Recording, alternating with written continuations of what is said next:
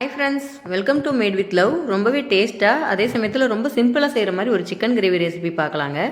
நான் இதுக்கு தேவையான எல்லா பொருளும் ரெடியாக எடுத்து வச்சுருக்கேன். வெங்காயம், தக்காளி, இஞ்சி பூண்டு பேஸ்ட்டு, முந்திரி பருப்பு ஊற வச்சுருக்கேன். அப்புறம் தாளிக்கிறதுக்கு ஸ்பைசஸ்லாம் எடுத்து வச்சுருக்கேன்.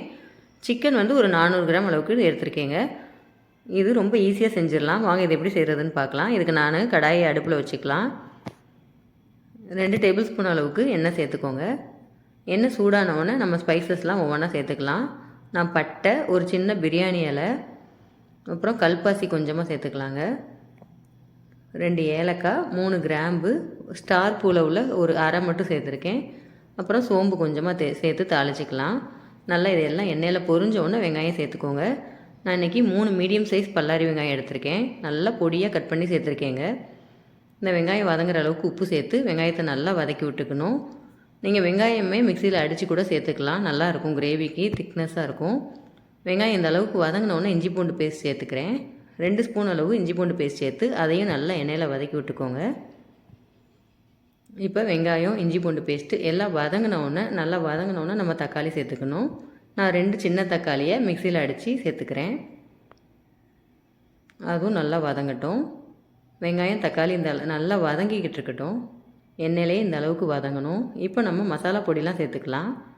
மஞ்சள் தூள் கொஞ்சமாக சேர்த்துக்கிறேன். மிளகாத்தூள் 1 ஸ்பூன் அளவுக்கு, அப்புறம் மல்லித்தூள் 1 ஸ்பூன், கரம் மசாலா ஒரு அரை ஸ்பூன் சேர்த்துருக்கேங்க. நீங்கள் சிக்கன் மசாலா உங்ககிட்ட இருந்தால் அது கூட சேர்த்துக்கலாம். இந்த கிரேவிக்கு ரொம்ப சூப்பராக இருக்கும். இன்றைக்கி என்கிட்ட இல்லை, அதனால் நான் கரம் மசாலா சேர்த்து வதக்கிக்கிறேன். இது எல்லாமே நல்லா எண்ணெயில் நம்மளுக்கு இந்த பொடியெல்லாம் வதங்கட்டும். இப்போ நம்ம சிக்கன் சேர்த்துக்கலாம். சிக்கனையும் சேர்த்து நல்லா இந்த மசாலாவோடு நல்லா வதக்கி விட்ருங்க. சிக்கன்லேருந்தே நம்மளுக்கு தண்ணி பிரிஞ்சு வரும். நல்லா வதங்கட்டும். உடனே தண்ணி சேர்த்துற வேண்டாம். ஒரு 5 நிமிஷம் சிம்மிலே வச்சு நல்லா சிக்கனோட இந்த மசாலாலாம் பிடிக்கிற அளவுக்கு நல்லா வதக்கி விட்டுட்டு அப்புறமா நான் தண்ணி சேர்த்துக்கிறேங்க. தண்ணி கொஞ்சமாக சேர்த்துக்கோங்க, ரொம்ப சேர்த்துற வேண்டாம். நம்மளுக்கு கிரேவிங்கிறதுனால ரொம்ப தண்ணியாக இருந்தால் நல்லா இருக்காது. இப்போ கிரேவிக்கு தேவையான அளவு உப்பு சேர்த்துட்டு நல்லா கொதிச்ச உடனே நம்ம மூடி போட்டு கொதிக்க வச்சுக்கோங்க. அப்போ தான் நம்மளுக்கு சிக்கன் வெந்து வர்றதுக்கு நல்லாயிருக்கும். நல்லா சிம்லேயே வச்சு 1/4 மணி நேரத்துலேருந்து ஒரு 20 நிமிஷம் வரைக்கும் நம்மளுக்கு கொதிச்சா சிக்கன் நல்லா சாஃப்டாக வெந்து வரும்.